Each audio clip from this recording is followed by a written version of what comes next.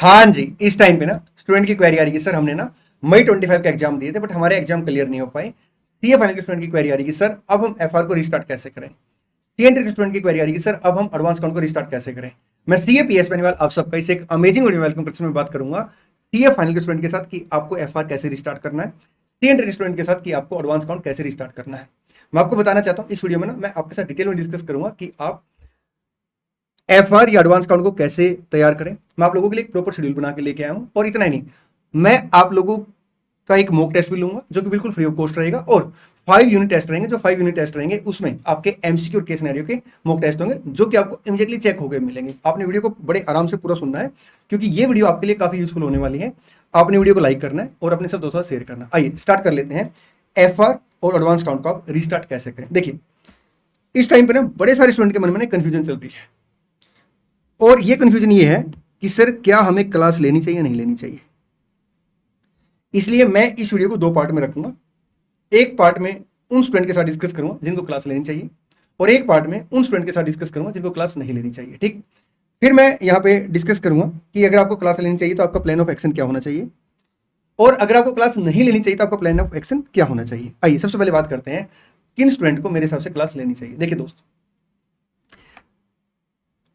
आपने ना एफआर या एडवांस काउंट बहुत पहले क्लासें ली थी और जब आप मई में एग्जाम दिया आपने तो नए क्वेश्चन जो आए थे वो आपसे हैंडल नहीं हो पाए, या जब भी आप क्वेश्चन को प्रैक्टिस करते हो और जब भी नया क्वेश्चन आता है तो आपसे हैंडल नहीं हो पा रहा। इसका मतलब क्या है कि आपके कॉन्सेप्ट वीक है, तो आपको कॉन्सेप्ट पे काम करना पड़ेगा, फिर आपको क्लास के लिए जाना चाहिए। अगर मैं स्पेशली सीए फाइनल के स्टूडेंट से बात करूं तो बड़े सारे स्टूडेंट ऐसे हो सकते हैं जिन्होंने इंटरमीडिएट के बाद बोथ ग्रुप की क्लासें ली थी और फिर उन्होंने ग्रुप 2 पहले दिया था और ग्रुप 2 पहले देने के बाद उन्होंने फिर ग्रुप 1 दिया विदाउट एनी कोचिंग और अब एक कोचिंग के अंदर गैप आ गया है, तो आप क्लास के लिए जा सकते हैं। कुछ स्टूडेंट ऐसे भी हो सकते हैं जिन्होंने क्लासें बहुत पहले ली हो, एग्जाम उन्होंने जैसे मान लो आपने एफआर की अगर मैं बात करूं तो क्लासें आपने इंटरमीडिएट पास करते क्लासें ले ली थी। हालांकि मैं हमेशा बोलता हूं कि क्लासें आपको 2 साल पहले स्टार्ट करनी चाहिए, लेकिन कई स्टूडेंट और भी पहले स्टार्ट कर देते हैं। तो अगर आपने उस टाइम पे क्लासें की थी और अब आपको लग रहा है कि सर जो कॉन्सेप्ट है ना क्लास के वो हमें रिकॉल नहीं हो पा रहे हैं, तो आपको क्लास के लिए जाना चाहिए। ठीक, फिर आपको कौन सा बैच लेना चाहिए मैं उसके ऊपर भी चर्चा करूंगा। लेकिन अगर आप इसमें किसी भी कैटेगरी में नहीं आ रहे तो फिर आपको क्लास नहीं लेनी चाहिए। ठीक, अगर मैं एडवांस काउंट की बात करूं तो एडवांस काउंट के अंदर भी अगर आपके क्वेश्चन सोल्व नहीं हो रहे या क्वेश्चन सोल्व हो रहे हैं, डुप्लीकेट क्वेश्चन सोल्व हो रहे हैं, नए क्वेश्चन हैंडल नहीं हो रहे, या आपको लगता है कि कॉन्सेप्ट वीक है, तो फिर आपको क्लास लेनी चाहिए, अदरवाइज आपको क्लास नहीं लेनी चाहिए। अब मैं सबसे पहले उन स्टूडेंट के साथ बात डिस्कस करूंगा जिनको क्लास लेनी चाहिए। ठीक, आप लोगों को कौन सा बैच लेना चाहिए मैं ये भी बात आपके साथ डिटेल में डिस्कस करूंगा। तो जो स्टूडेंट इस कैटेगरी के अंदर आते हैं वो इस वीडियो को 3 से 4 मिनट के लिए स्किप कर सकते हैं क्योंकि उसके बाद फिर मैं यहां पे बात करूंगा। ठीक, आइए पहले बात करते हैं उन स्टूडेंट के साथ जिनको क्लास लेनी चाहिए। देखिए दोस्त, अगर आपका अटेम्प्ट सितंबर 25 है, क्योंकि बहुत सारे स्टूडेंट वीडियो में ऐसे भी हो सकते हैं जिनका अटेम्प्ट जनवरी 26 है। ठीक, अगर आपका अटेम्प्ट या वो पहली बार जनवरी 26 में एग्जाम दे रहे हैं, अगर आपका अटेम्प्ट सितंबर 25 है, एक बात मैं यहाँ पे बोल देता हूँ, अगर आपने मई 25 के एग्जाम दिए थे और आपके एग्जाम क्लियर नहीं हो पाए हैं तो आपने ना सितंबर में एग्जाम देने ही देने हैं। Please don't skip the attempt. हाँ, आप एक ग्रुप दे सकते हैं अगर आपको लगता है कि बहुत ग्रुप मैनेज नहीं हो पाएंगे, लेकिन अटेम्प्ट स्किप मत करना। और जो मैं बोलता हूँ ना जनवरी 26, तो मैं उन स्टूडेंट के लिए बात कर रहा हूँ जो पहली बार एग्जाम दे रहे। ठीक, आइए देखिए दोस्त, अगर आपका अटेम्प्ट सितंबर 25 है और आपकी किसी एक पेपर के अंदर एग्जाम्शन है, तो अब आपको सिर्फ 2 पेपर तैयार करने हैं और आपको लगता है कि आपको एफआर की क्लास लेनी चाहिए, तो फिर आप एग्जाम रिलेटेड बैच में जा सकते हैं क्योंकि इसमें अराउंड आपका 170 आवर का कंटेंट है और 170 आवर के लिए आपको ये मान के चलिए कि 30 to 35 डेज आप अगर 6 to 7 आवर एफआर को दे देंगे तो आप आराम से क्लासें मैनेज कर लेंगे। अगर आपका अटेम्प्ट जो पहली बार एग्जाम दे रहे हैं जनवरी 26 है, तो फिर आपको इस एग्जाम रिलेटेड बैच के अंदर जाना चाहिए। मैं इस बैच की फीचर आपको बता देता हूं, इसमें 100% सिलेबस मैंने कवर करा रखा है, इसमें अराउंड 1000 क्वेश्चन मैंने क्लास में सोल्व करा रखे हैं और मैं आपको बता दूं इसके अंदर भी ना कॉन्सेप्ट बहुत हाई लेवल का मैंने क्लियर करा रखा है क्योंकि 30 मार्क्स के आपके एमसीक्यू और केस सिनेरियो आते हैं। स्टूडेंट केवल तभी हैंडल कर पाएगा जब उसके पास एक अच्छी कॉन्सेप्ट की नॉलेज है और उसने अच्छे लेवल पे क्वेश्चन प्रैक्टिस कर रखी, तो इन सब बातों का इसमें ध्यान रखा गया। और एक बात और मैं बता देता हूँ, ये जो बैच है मैंने अलग से रिकॉर्ड कर रखा है, इसमें कोई रेगुलर कोर्स की ऐसे मतलब लेक्चर कट वगैरह करके वो सब मर्ज वगैरह करके नहीं दे रखा, प्रॉपर मैंने बैच रिकॉर्ड कर रखा है। और जो मैं रेगुलर कोर्स के अंदर कॉन्सेप्ट लिखवाता हूँ वो कॉन्सेप्ट आपको पहले से लिखा मिल जाएगा मेरी एफआर क्विकर बुक में, ठीक। इस बैच के अंदर 10 आपके मॉक टेस्ट होंगे, जिसमें 8 यूनिट टेस्ट होंगे और 2 फुल सिलेबस टेस्ट होंगे, और ये आपको इवैल्यूएट होकर मिलेंगे। 20% इसमें आपको एक्स्ट्रा डिस्काउंट मिल जाएगा इस प्राइस के ऊपर। आपने क्या करना है, सक्सेस कोड यूज करना है। जिन स्टूडेंट का अटेम्प्ट सितंबर 25 है और वो आपका तीनों पेपर दे रहे हैं या बहुत ग्रुप दे रहे हैं और वो एफआर की क्लास प्लान कर रहे हैं, तो फिर आपको एफआर रफ्तार बैच लेना चाहिए। जिन स्टूडेंट का अटेम्प्ट जनवरी 26 है, आप भी इस बैच को ले सकते हैं। इस बैच के अंदर मैं आपको बता दूं, मैंने ना 100% सिलेबस कवर कराया है। 90 आवर का आपका टोटल कंटेंट है। 90 आवर के अंदर मैंने पूरा डिटेल कॉन्सेप्ट कवर करा रखा है और 400+ क्वेश्चन इसके अंदर कवर कराए हैं। इसमें 2 फुल सिलेबस आपके मॉक टेस्ट होंगे और आपको इवैल्यूएट होकर मिलेगा। इसकी फी भी बड़ी हमने नॉमिनल रखी है। ये जो फी है इसके ऊपर आपको 20% एक्स्ट्रा डिस्काउंट मिल जाएगा। आपने क्या करना, सक्सेस कोड यूज करना है। अगर आप एडवांस काउंट के स्टूडेंट हैं तो आप फास्ट ट्रैक बैच में जा सकते हैं, अगर आपका सितंबर 25 या जनवरी 26 अटेम्प्ट है। फास्ट ट्रैक बैच के अंदर अगर मैं इंटरमीडिएट की बात करूँ तो इसमें मैंने 100% सिलेबस कवर करा रखा है और 110 आवर का टोटल कंटेंट है। और आपको इसमें 8 मॉक टेस्ट मिलेंगे विद इवैल्यूएशन, जिसमें 6 यूनिट टेस्ट होंगे और 2 आपके फुल सिलेबस टेस्ट होंगे। 100% सिलेबस इसमें कवर है। और ये जो फी है इसमें आपको 20% एक्स्ट्रा डिस्काउंट मिल जाएगा। आपने क्या करना, सक्सेस कोड यूज करना है। आइए अब बात करते हैं कि आपने क्लासें लेनी है, तो क्लास लेने के बाद आपके एक्शन क्या होने चाहिए। देखिए दोस्त, क्लास लेने के बाद ना आपको 2-3 चीजें फॉलो करनी। सबसे पहले, जैसे आपकी क्लास खत्म होती है ना, आप ये मान के चलिए कि फैकल्टी की साइड से क्लास खत्म हुई है, आपकी साइड से क्लास अभी खत्म नहीं हुई है। इसलिए आपने क्या करना, जैसे क्लास खत्म होती है ना उसके इमीडिएटली बाद ना सबसे पहले आपने क्या करना है, जितना क्लास में पढ़ाया गया उसे अच्छे से रिवाइज करना है।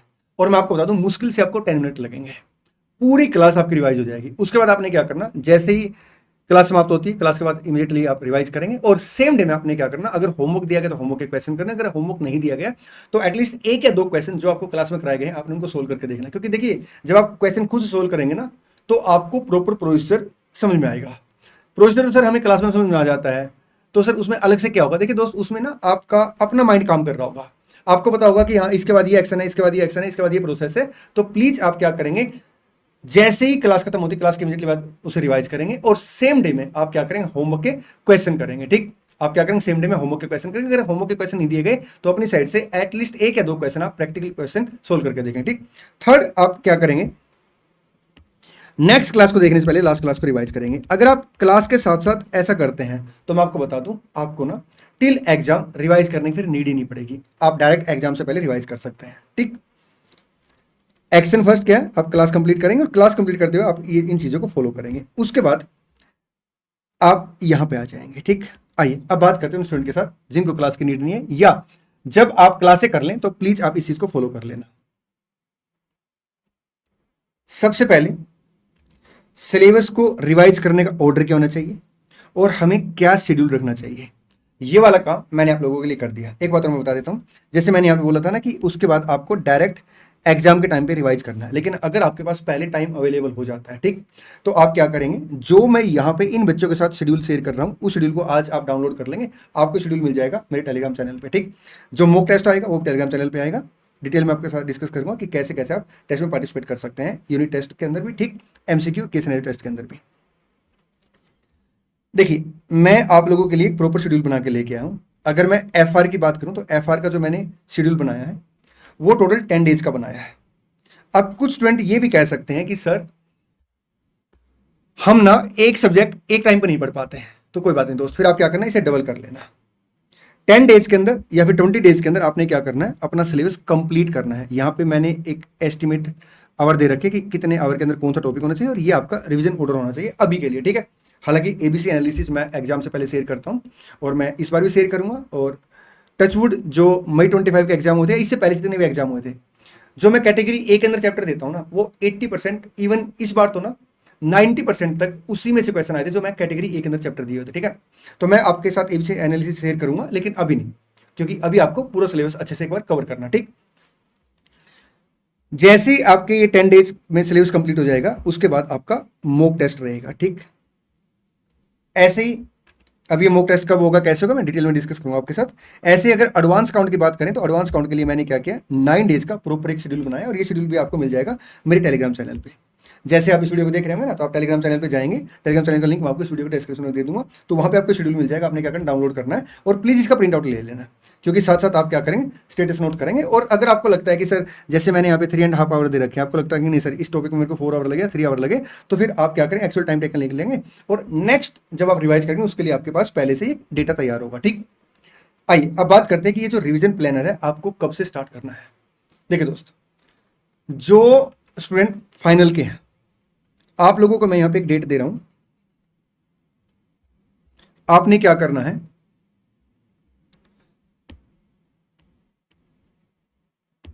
11, 12 से रख लेते हैं। 12 जुलाई से आप क्या करेंगे, ये वाला शेड्यूल फॉलो करना स्टार्ट करते हैं, और 10 डेज के बाद आपका मॉक टेस्ट होगा। जो मॉक टेस्ट होगा आपको ठीक 2 PM पे, बल्कि 1:40 PM पे मेरे टेलीग्राम चैनल पे मिल जाएगा। और सेम डे में जब आप इसे 2 से 5 तक इसे कंडक्ट कर लेंगे टेस्ट को, तो सेम डे में अराउंड 6 PM के आसपास मैं सोल्यूशन यहाँ पे शेयर कर दूंगा। ये जो मॉक टेस्ट होगा ये होगा आपका 22 जुलाई को, और मैं आपको बता देता हूं इसमें ना कम से कम भी 30-40% क्वेश्चन आपको नए देखने को मिलेंगे, जो अभी तक आपने किसी भी मटेरियल के अंदर नहीं देखे होंगे। मैं आप लोगों के लिए बिल्कुल नए क्वेश्चन बना के लेके आऊंगा, ताकि आपको ना एक जो एग्जाम में अगर नए क्वेश्चन आ जाते हैं तो उसको देख के एक घबराहट होती है, तो उसकी प्रैक्टिस आपको पहले से हो जाए कि आप उसे कैसे हैंडल करेंगे। तो नए क्वेश्चन आपको एटलीस्ट 30% आपको नए क्वेश्चन इस मॉक टेस्ट के अंदर मिलेंगे, और फिर आपको 6 PM पे इसका सोल्यूशन मिल जाएगा। एडवांस अकाउंट के बच्चों के लिए जो ये रिवीजन प्लानर है आपने स्टार्ट करना 13 जुलाई से, क्योंकि 9 डेज में आपने कंप्लीट सिलेबस करना है। और आपका जो मॉक टेस्ट होगा आपका भी 22 जुलाई को मॉक टेस्ट होगा। ठीक है, सेम वही 1:45 PM पे आपके पास मॉक टेस्ट आ जाएगा। 15 मिनट आपको मिल जाएंगे मॉक टेस्ट पढ़ने के लिए। उसके बाद 2 से 5 PM आप क्या करें, मॉक टेस्ट प्रॉपर करेंगे, और 6 PM पे आपको सोल्यूशन मिल जाएगा। तो ये जो आपका रिवीजन ऑर्डर है ये मैं आपके साथ शेयर कर दूंगा। तो एक समस्या कि सर किस ऑर्डर में हमें चैप्टर रिवाइज करने चाहिए, कितने टाइम पे रिवाइज करने चाहिए, आपकी इस शेड्यूल से वो समस्या समाप्त हो जाएगी।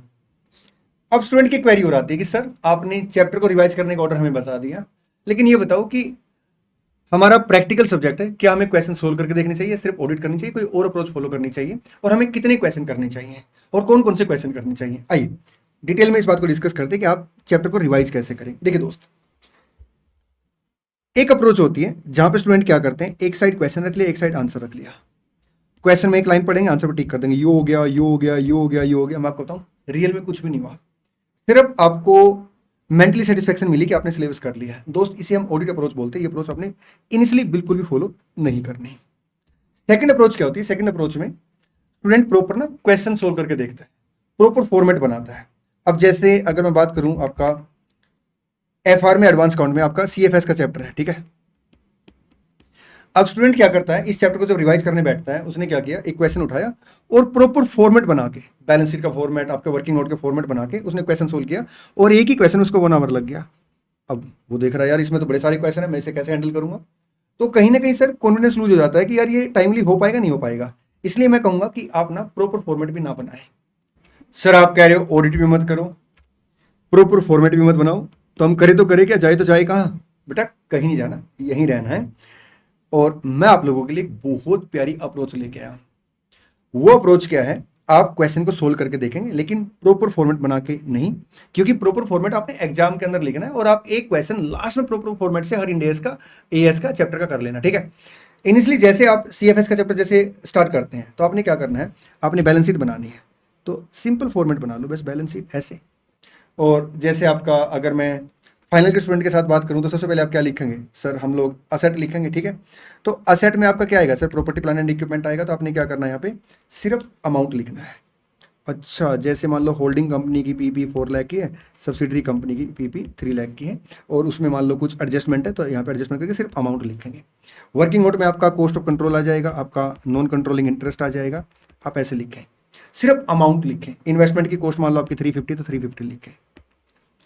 और जैसे आपका कंसोलिडेट रिटेन्ड अर्निंग के अंदर आपका जो एच का प्रॉफिट है मान लो 30,000 30,000 लिखे, आप इस अप्रोच के तहत क्वेश्चन सोल्व करें। ऐसे ही अगर मैं एडवांस काउंट की बात करूँ तो एडवांस काउंट के अंदर बच्चा क्या करे, कॉस्ट ऑफ कंट्रोल, यहाँ पे माइनॉरिटी इंटरेस्ट, और यहाँ पे जैसे स्टार्टिंग में इक्विटी शेयर कैपिटल आएगी पेरेंट कंपनी की, तो इक्विटी शेयर कैपिटल का अमाउंट लिखें। और अगर लग रहा है कि सर कुछ कंफ्यूजन हो सकती है इससे, तो फिर आप पता क्या करेंगे, एब्रीविएशन यूज करेंगे, जैसे इक्विटी शेयर कैपिटल में सिर्फ ई लिख लेंगे। जो बड़े चैप्टर है आपने क्या करना, इस तरह सोल्व करने हैं, इससे आपका टाइम बच जाएगा, क्योंकि आपने क्वेश्चन सोल्व करके भी देख लिया और इसमें आपका बिल्कुल भी टाइम नहीं लगेगा। मैं आपको बता दूं 4 से 5 गुना आपका टाइम बच जाएगा और क्वेश्चन प्रॉपर आपका सोल्व भी हो जाएगा। जो छोटे चैप्टर है, मैं दोबारा बड़े चैप्टर पे एक बार फिर से लौट के आऊंगा, पहले एक बार छोटे चैप्टर के बारे में बता देता हूँ।